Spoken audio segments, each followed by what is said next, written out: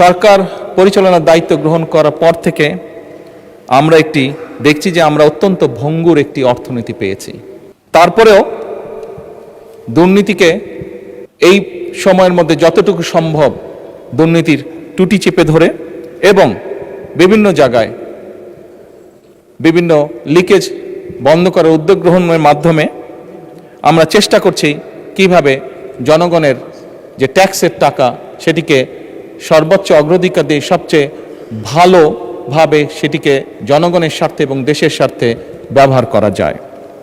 মাননীয় স্পিকার, অন্তর্বর্তীকালীন সরকার কর্তৃক যে শ্বেতপত্র প্রণয়ন করা হয়েছিল বা প্রণয়ন কমিটি যে করা হয়েছিল সেটির তথ্য মতে 2009 থেকে 2023 সালের মধ্যে বাংলাদেশ থেকে অবৈধ অর্থ প্রবাহের পরিমাণ ছিল আনুমানিক 234 বিলিয়ন মার্কিন ডলার,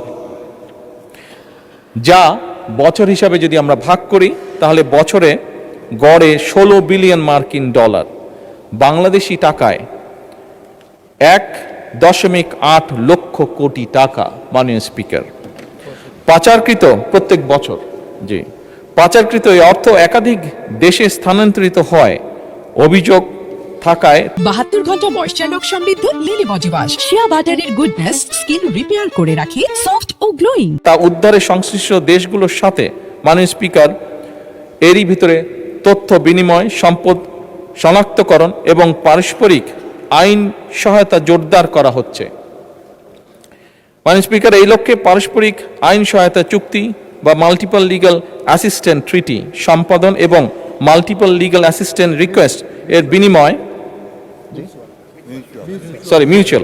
মিউচুয়াল লিগ্যাল অ্যাসিস্ট্যান্ট সম্পাদন এবং মিউচুয়াল লিগ্যাল অ্যাসিস্ট্যান্ট রিকোয়েস্টের বিনিময় প্রক্রিয়ার জন্য পররাষ্ট্র মন্ত্রণালয় সংশ্লিষ্ট সকল মন্ত্রণালয় এবং সংস্থার সাথে সরকার নিবিড়ভাবে কাজ করছে।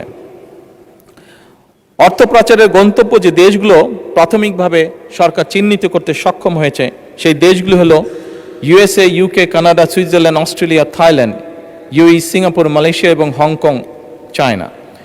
এদের মধ্যে 3টি দেশের মালয়েশিয়া, হংকং এবং সংযুক্ত আরব আমিরাতের সাথে চুক্তি স্বাক্ষরের বিষয়ে সম্মতি প্রদান করা হয়েছে।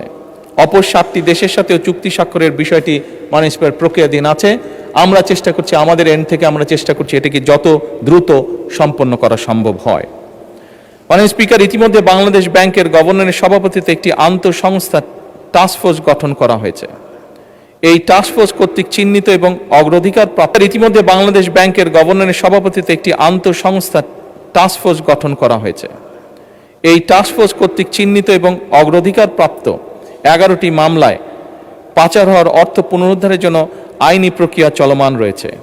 রাজস্ব বোর্ডের সেন্ট্রাল এজেন্সিয়াল সেল, শুল্ক গোয়েন্দা তদন্ত অধিদপ্তরের সমন্বয়ে 11টি যৌথ অনুসন্ধান ও তদন্ত দল গঠন করা হয়েছে।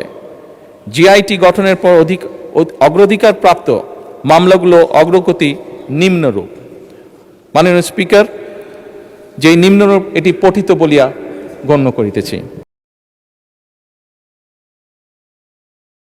72 ঘন্টা ময়েশ্চার লক সমৃদ্ধ লিলি বডি ওয়াশ শিয়া বাটারের গুডনেস স্কিন রিপেয়ার করে রাখে সফট ও গ্লোয়িং।